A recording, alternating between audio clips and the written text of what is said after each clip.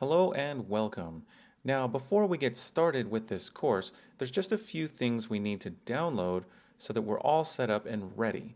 So the first thing we're going to download is Raylib. Raylib is a code library for creating basic video games. Now, if you don't know what a library is, don't worry, we're going to get to that in the course, but just know that you need this to start the course so you can get it for free by going to raylib.com and you'll see this download now button. Now, if you click on it, you're going to be presented with this window that gives you the option to donate. But if you don't have any cash to shell out, you can just click on no thanks, just take me to the downloads. Go ahead and click on that, and you're going to see two options to download Raylib. Go ahead and click on the second one that says with MinGW compiler. Go ahead and click download and give this some time to download. Now, once the download has finished, go ahead and double click to open the Raylib installer. Now, if you're on a Windows system, it might be trying to protect you from downloading this. So if you see this window, go ahead and click More Info and click Run Anyway. Raylib won't have any viruses that'll hurt your computer. Next, you'll get the Raylib setup wizard and go ahead and follow these instructions to install Raylib. And when you're finished, you should see Raylib on your C drive. Okay, the next thing we need is to download a code editor for C++. These are generally called IDEs or Integrated Development Environments. For this course, we're going to be using Visual Studio Code because it's compatible with Windows, Linux, and Mac systems. So regardless of which of these three that you're using, you can use Visual Studio Code. So depending on the system you're using, download the correct version of Visual Studio Code. Once you've finished downloading Visual Studio Code, we're next going to want to download our VS Code files that will allow our code to work with Raylib in Visual Studio Code. So go to this GitLab repository. The link is in the resources for this video. It's called VS Code Template. Now in this repo, we have several files here, and we need these files to be able to run Raylib in Visual Studio Code. We have a .vscode folder, a makefile, a readme, and a main.code workspace. We can make a copy of these by cloning this repository. You do that by going to the clone dropdown and you can select Visual Studio Code. We'll be asked if we want to open Visual Studio Code, and we do. So go ahead and click Open Visual Studio Code and VS Code will open. You'll be asked if you want to allow an extension to open this URI.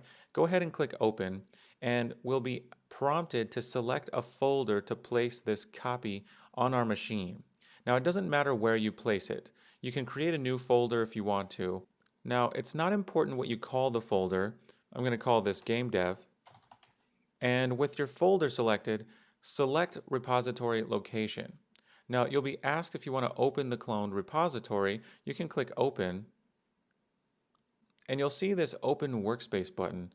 If you click that, then Visual Studio Code will now be open to this particular workspace. Now, a workspace is just a fancy word that Visual Studio Code uses that means folder.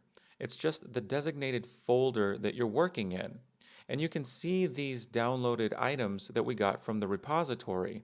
They're now in our workspace. So we're now working in a Visual Studio Code project that recognizes the contents of this folder. So you'll see here under Main Workspace, this VS Code template dropdown. Now, if you open that new folder that you created, it now has this folder called VS Code template. And if you go into that, you'll see the downloaded contents from the GitLab repository. This folder is the workspace we're using in Visual Studio Code. Now this .vs code folder contains some files that will configure Visual Studio Code to work properly for us so that we can use Raylib. Now there are a few things we need to set up before we can start coding in C++. For one, we must add the C++ extension. If you hover over this icon, the pop-up says Extensions. Click on that, and here we can search for different extensions for VS Code. You can see that I already have a few installed. We're going to search for C/C++. Now you'll see that I have this first one installed, C/C++, which has this icon, and it's from Microsoft.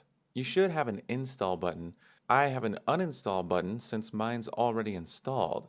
You're going to click the install button to add the C++ language to your VS Code. Go ahead and do so now. Now our Visual Studio Code has C++ built in. So now that we have our workspace set up, we're almost ready to start coding. There's just one last step that needs to be done. Go up to Terminal and select Configure Default Build Task. This is where we choose a compiler for Visual Studio Code. Now, if you don't know what a compiler is, don't worry. We're going to talk about that in a future video. You're going to learn what a compiler is. But until then, just know that you need one.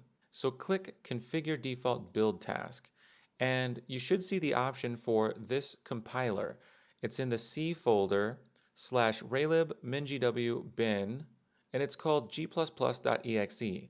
This is a compiler that came with Raylib.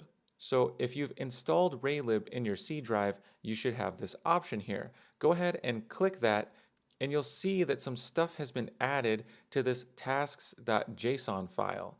This is one of those files in our .vs code folder. Go ahead and close that, and we now have our workspace all set up and ready to start coding. I'll see you in the next video where I'm going to explain some basic concepts related to C++ programs. See you then.